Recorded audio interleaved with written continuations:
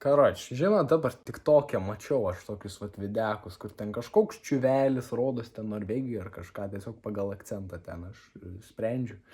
Priein prie vaikų kažkokiu ten su mikrofonu ir klausti, po kas blogiau yra negu break-upas, po what's worse than a break-up.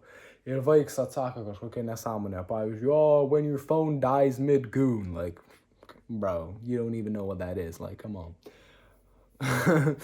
Arba kažkokį ten, pavyzdžiui, when beer runs out, seni tau fucking 9 metai, bro, shut up. Nu, bet tipo kažkokia nesąmonė, nu, trendas ir ten tipo mentality parašyta yra, ne.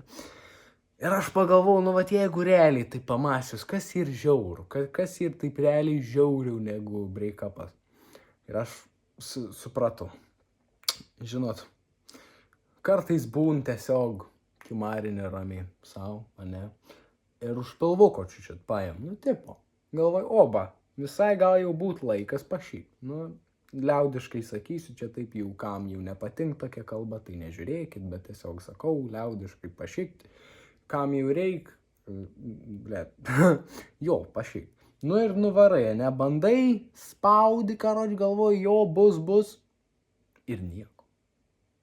Ir absoliučiai nieko. Ir tu sėdi savo galvoji, ką?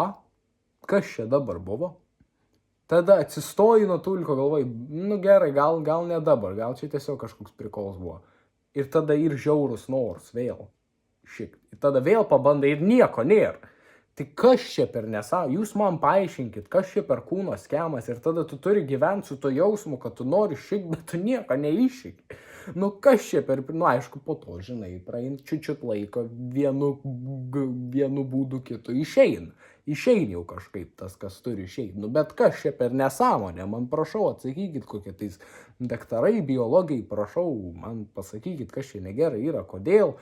Vat nori šikt, eini pašikt ir nieks neišeina. Aš 100% serijas. Neprikolinu. Nu tipo, kas čia per nesąmonė? Ir kodėl kūnas mumis taip skemina? Nu sakau, čia tikrai žiauriau negu break-upas.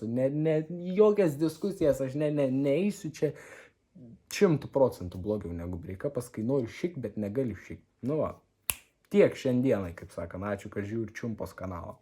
Bye bye.